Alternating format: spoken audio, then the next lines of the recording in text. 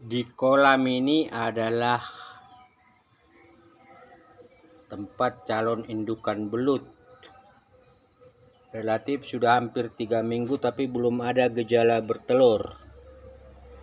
Ya, kita bersabar saja sampai seraya mengamati keseharian yang ada. Yang jelas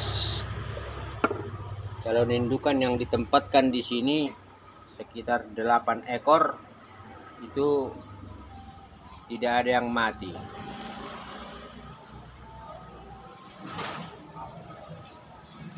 Nah, ini pelindung dari kolam belut yang kemarin kita sudah tebar. Ya, ini batang singkong bagian akar kita lagi jemur. Nah, ini satu box yang kita sudah olah. Jadi sambil menunggu waktu melakukan perawatan pengawasan terhadap belut-belut yang kita sudah tempatkan di kolam itu, ya, kita sekaligus terus mengolah media. Sama seperti ini adalah media stok. Ya, karena di perkotaan apa barang yang ada itu yang kita kumpul, rumput kering, tanah merah, lalu kemudian gedebok pisang. Kita nunggu waktu lalu terjadi proses pelapukan seperti ini. Nah, ini bagaimana ini cerita satu box ini. Jadi box ini juga nanti akan menjadi tempat ya belut untuk dibesarkan mungkin dalam jumlah terbatas.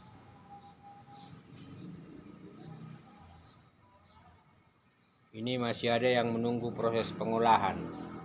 Karena di box ini seperti ini juga sebelumnya itu adalah box proses pengolahan fermentasi tahap pertama. Ya, nih. Jadi tahap pertama itu adalah material gedebok pisang, tanah merah, rumput kering.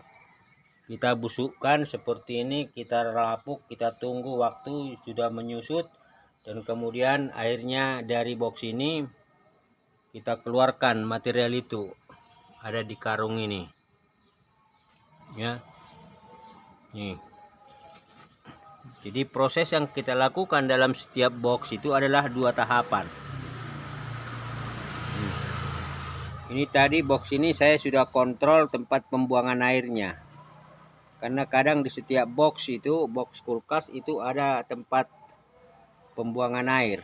Dan ini bermanfaat ketika nantinya media ini sudah mulai matang, sudah mulai busuk, sudah mulai tepat untuk ditanam benih. Jadi yang pertama memang seperti di box ini, ya, yang kita lakukan adalah menempatkan media seperti ini.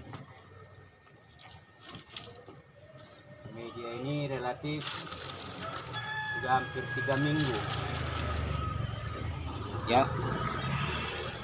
Nah, ini kita tempatkan di dasar. Ya. Lalu kemudian fermentasi pertama itu materialnya yang ada. Nah, yang kedua ini kita buat begini hanya untuk menahan supaya ada bagian tertentu dari box ini nanti menjadi tempat genangan air. Sehingga di media ini yang kita tempatkan setelah tanah pada ketinggian sekitar 3-5 cm, kita akan menempatkan ini.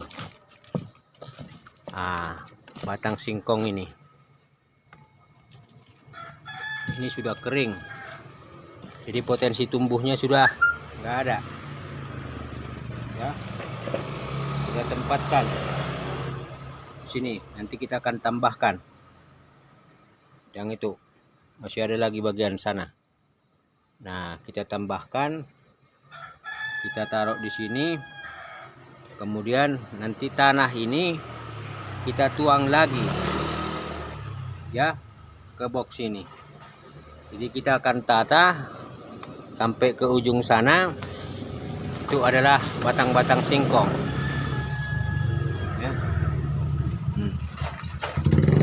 kemudian kita tempatkan lagi material hasil fermentasi yang pertama tadi, sehingga kita peroleh demikian ini nih ya. Jadi di bawah ini ada 2 lapis batang singkong kering. Yang pertama akar-akar batang singkong bagian bawah itu, bagian ini kita tempatkan 1 lapis, baru kita isi media. Kemudian kita tempatkan lagi batang singkong yang agak tipis ikatannya, baru kemudian kita tempatkan media demikian ini, sehingga ini kita dapat hasil seperti ini. Jadi inilah yang kita lakukan pada setiap box. Memang kebetulan material bahannya itu apa adanya di lingkungan ini. Tidak ada lumpur, tidak ada jerami, ya apa yang ada aja.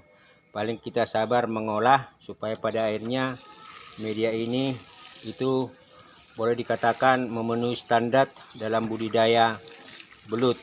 Minimal ini tanah merah, tidak padat, tidak kering, sehingga perlu disiram dalam proses fermentasi tahap kedua ini. Jadi kita bantu dengan menyiram air supaya pada akhirnya proses pelapukan pembusukan itu terus terjadi, karena ini kita akan tunggu sekitar 1 bulan lagi sebelum kita akan tebar bibit ya. Jadi sambil menunggu anakan belut yang kita sudah tempatkan di 3 kolam, bisa dilihat di video sebelumnya, kita terus mengolah media-media fermentasi pada box dan juga kolam-kolam yang lain sambil menyiapkan material organik seperti ini sebagai bahan baku. Jadi ini dia, kita udah siram. Nah ini sekarang supaya proses pelapukan itu ini kita tutup. Jadi uap panas dari dalam itu airnya juga membuat proses fermentasi itu berjalan dengan bagus. Ini sedulur, ini semua adalah proses belajar. Dan terima kasih atas seluruh dukungan para sahabat yang telah mendukung channel ini dan juga memberikan tanda like, subscribe, dan komennya. Jadi kita melihat budidaya belut ini adalah peluang bisnis, sehingga kita tekuni di kolam bekas budidaya belut yang ada. Salam sehat, salam sejahtera.